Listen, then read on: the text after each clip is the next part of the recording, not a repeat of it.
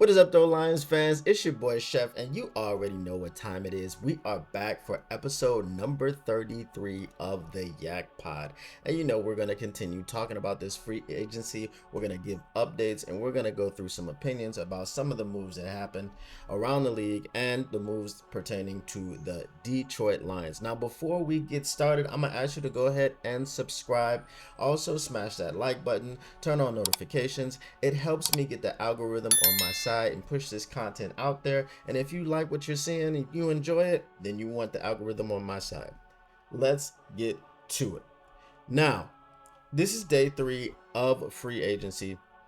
Nothing really major happened as far as the Lions, but it's actually day 1 of free agency. We were talking about the legal tampering period the last couple of days, but day 1 of free agency officially started today.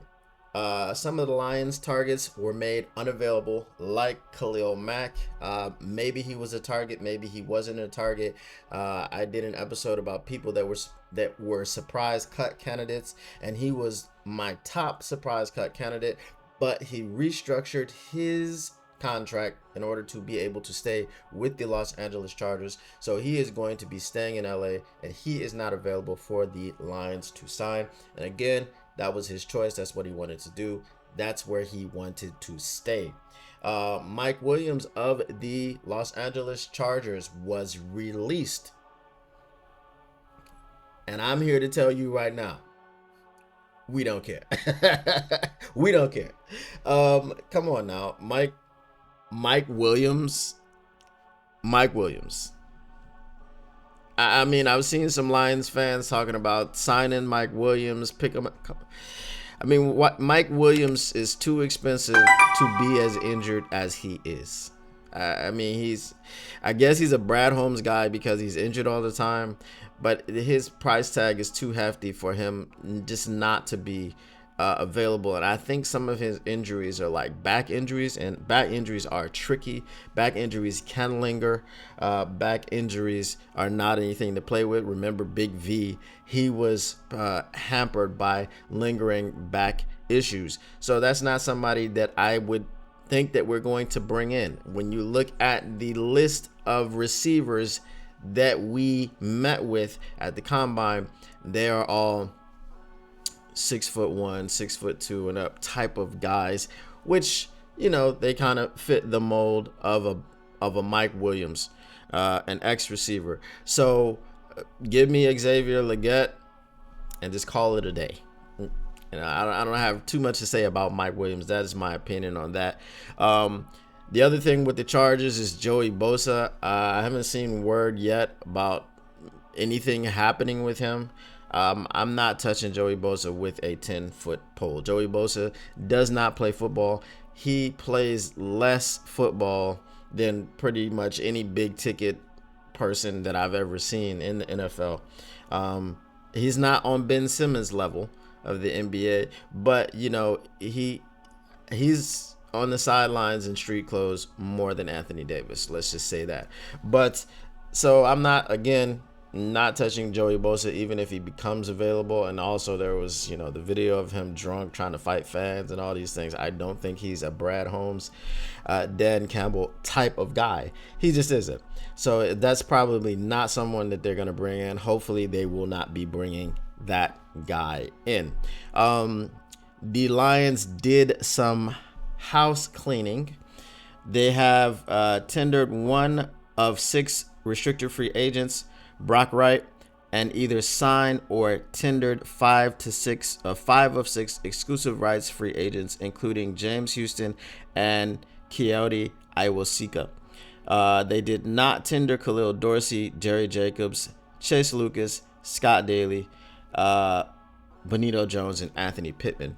Now that comes from Justin Rogers on Twitter.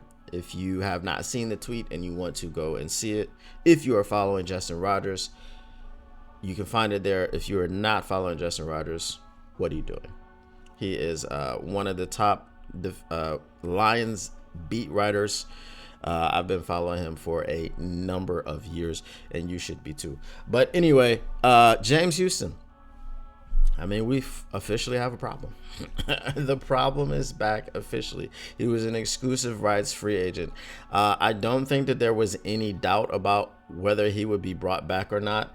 Obviously, there were certain factions of the fan base that didn't want him back. And again, for the life of me, I do not know why, and I will continue saying that until he proves that he should not be wanted back. Now, what's the big thing that we've all been talking about? Well, let's not talk about that. Let's not talk about that yet. Let's get to CJGJ. CJGJ went back to Philadelphia on a 3-year deal worth up to $33 million.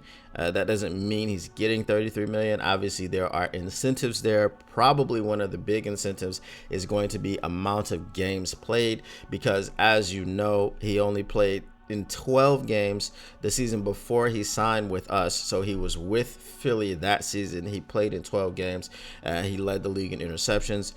And last season, you know, he was injured in the second game and came back in like the last game or the first game of the playoffs. So he only played like 4-5 games. So that's probably a big thing. For me personally, man, I liked CJGJ. I'm not bummed about this move. I did want him to come back. I was not a person that was on the antics train. Oh, he was waving to the fans and things of that nature. Man, we were up 21-7 at the time, and the momentum was ours. It was ours. It was completely ours. No one thought that we were going to completely collapse in the second half the way that we did, but we did. I wasn't concerned about that. The whole thing with, and I've said this before, you know, the whole thing with the personal foul against Deebo Samuel during the interception return. It was during the interception return. It was not a late hit. It wasn't even really a hit. He chest bumped Deebo. Deebo flopped. He got a penalty for an illegal blindside block. But as Rasheed Wallace said, or used to say famously, ball don't lie. What happened? They gave us that bogus penalty and we still scored on that drive. We still got 7. So it really was, it wasn't an issue. But again, all the antics, you know, listen, man, like I said before, you know, people that go on the antics train, it just feels like you've never played football before, because your emotions get the best of you. You do things. You do different things. You know, you're like a different animal on the football field. So I'm not. He had an argument with Kirby Joseph. Yeah, but Brian Branch, even after that, was still talking about bring this man back. He's a dog. You know, his teammates were still riding for him. His teammates were still sticking up for him. So, I mean, people get in fights in training camp. Teams get in fights. Teammates get in fights in training camp all the time. You know, people get in arguments all the time. You know, they may have been discussing something in coverage, and Kirby Joseph may not like the way that he said something about, you know, how he had missed or blew the coverage or anything of that nature. You know, it's heat of the moment type of stuff. It happens. I'm not just going to say, oh, this guy's a bad guy, blah, blah, blah, blah, blah. You know, he's running around punching teammates and he's running around doing things like this. It wasn't, you know, Jamie Foxx and LL Cool J in Any Given Sunday. It wasn't to that level. They literally hated each other. And they actually hated each other in real life for a bit, and that was apparently sparked by LL Cool J, but that's neither here nor there. So I don't think that CJGJ was a locker room cancer or anything of that nature. He didn't want to be a rotational player. Fine, cool. He moved on. He went back to Philly. He got his bag where he's not going to be a rotational player. He's going to be the starter, and he just has to stay healthy. I'm not going to bash him on the way out of the door. We were all excited to get him. I don't remember too many people that weren't excited to get him. So now that he's gone, I'm not going to be bashing him for any reason. I appreciate his efforts to bring us a Super Bowl. We all fell short as a team. He wasn't able to play for most of the year because he was injured.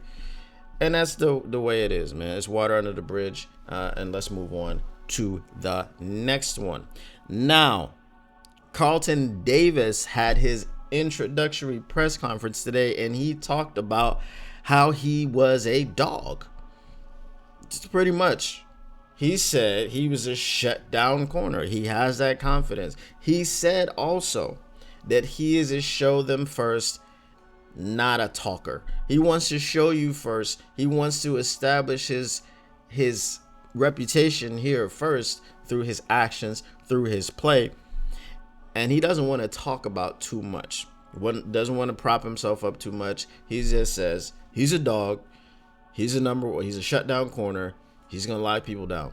He also said that he wants to be part of something special. It's trending in the right direction. He wants to be part of a dynasty that could win multiple Super Bowls.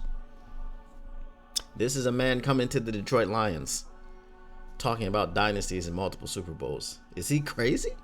Is he crazy? Maybe he's not. Maybe he's not. And the Lions fan base is a fan base that has to get used to these types of things because we have a guy like Brad Holmes, because we have a guy like Dan Campbell at the head coach position, because we have someone like Sheila Ford Hamp in the front office. We have a Chris Spillman. We have a Mike Disner. We have a very good foundational infrastructure, which is something that we have not had here before. I mean, if you listen to Terry Foster, he talks about, and Terry Foster, shout out, longtime Lions, covering the Lions. He talks about back during the Barry Sanders era where there was infighting amongst like the players and the front office type of thing. Like the players didn't trust the front office. The front office was splintered itself. There was just a lot of turmoil and chaos, which is why you never won too much. Was a generational talent like Barry Sanders, who, I mean, dude, I think the world of Barry Sanders on the football team, on the football field. If you watch anything that I do, you will see eventually that I'm talking about Barry Sanders glowingly. I'm not even one that was, I mean, I was upset when he retired, but I blame the entire team. Barry could do no wrong in my eyes. And then after, things come out later and the Bye Bye Barry documentary and all these things, and it was just like, because I was younger at the time. I think I was like 17. But, you saw how they were just going against him. Like, let's take this lineman and ship him somewhere, and let's not give this guy, let's not re-sign Kevin Glover, let's lowball him, let's do all these crazy things that they were doing, which is why Barry ultimately just decided that he had enough, because the franchise was not about winning. The franchise was not about doing the right thing. They were pretty much just trying to save money. That's what it seemed to be. So now we're not in that position anymore. So us Lions fans, this fan base has to get used to things like that. With Carlton Davis coming in here saying that he wants to be part of a dynasty, hopefully he can play like that. He's won a Super Bowl with Tom Brady, so he can talk to this young secondary and give them the experience. I mean, how much more experience do they need? Not too much more, because they were in the NFC Championship game smacking the 49ers in the first half. So they need the experience of the second half, finishing that game, and then the next game. What is that going to be like? What does it take to get there? We already know almost what it takes to get there, but he can help them to get over the top as far as mentally and understanding the situation. So that is Carlton Davis talking about how he wants to remain in Detroit and how he wants to be a part of ongoing success. And we hope that what he says is actually true. We hope that what he says actually comes to fruition. We hope it happens. We hope that he can be part of a dynasty. We hope that we can win multiple Super Bowls, but we got to get the first one first. First things first. Another player that would help us do that, hopefully, is DJ Reader. DJ Reader is on his way to Detroit, I believe, as this has been recorded. DJ Reader is coming to visit the Detroit Lions. I think everybody knows that right now. This is not breaking news. He will be hosted by the Lions, and I hope that the Lions do not allow him to leave Detroit. Just send for your things.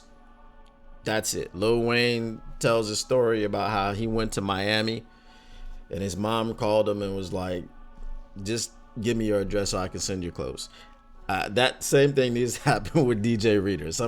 He just needs to call somebody, and he needs to send them his address so they can just send his clothes. Just send your things, stay here in Detroit, and don't leave. Do not walk out of Allen Park without a contract signed. I don't care if it's a 2-day visit.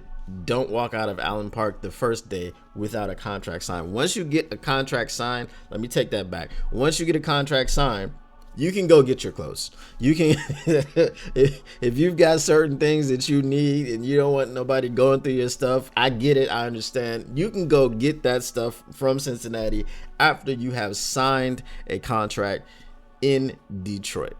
So do not get on a plane if you're not a member of the Detroit Lions. That is something that I really want to see.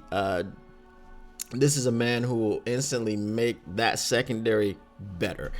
All of you people that were not happy about the secondary signings, you didn't like the Carlton Davis move, you didn't like the Amik Robinson move, things of that nature, those moves will look a whole heck of a lot better once we sign somebody like a DJ Reader. Now, I'm also hearing that it is a possibility, obviously, if Brad Holmes wants to spend that cash, that we could get both DJ Reader and Eric Armstead. Do we like that? Do we need that? Is it redundant? I don't think it's redundant because I think Eric Armstead can move all over the defensive line. You can put him on the edge. You can put him next to Aiden Hutchinson. Things of this nature, and both of them can generate pass rush, get to the passer. So those are things that we can do that will. You can rotate him in Reader. Those are the things. Pass rush downs. You could be looking at a line of Aiden Hutchinson, Eric Armstead, Aleem McNeil, and some amalgamation of a combination of Marcus Davenport and James Houston. I mean, that's pretty good, right? Marcus Davenport is a behemoth, but he's just not health prone. He's not health prone. He is injury prone. So those are things that can make this team better. I wouldn't be opposed to signing both of them, but my issue, well, not even my issue, I think Brad's issue is that Eric Armstead may be asking for too much money. I don't know what he's asking for, but the thing that I do know is that the reason that he was released by the 49ers is because they could not agree on a contract number. So he decided that he wanted to test free agency. That generally means that he's looking for a payday, right? Unless they lowballed him and wanted to pay him peanuts and he felt disrespected and did not want to deal with them and accept their offer. That could happen. Teams do that often, and then it comes out later that that's what happened. But anyway, that is what we have for today. Again, just a quick recap. I'm not a CJ hater. I hope he does well in Philadelphia, unless we have to play them in the playoffs. Then I hope that he is getting torched all game long by Sam Laporta, by J-Mo, by Amon-Ra St. Brown, by everybody. Jahmyr Gibbs, the electrician. I hope everyone takes turns torching CJGJ. I hope everyone who they put CJGJ on has a day, because I am a Detroit Lions fan.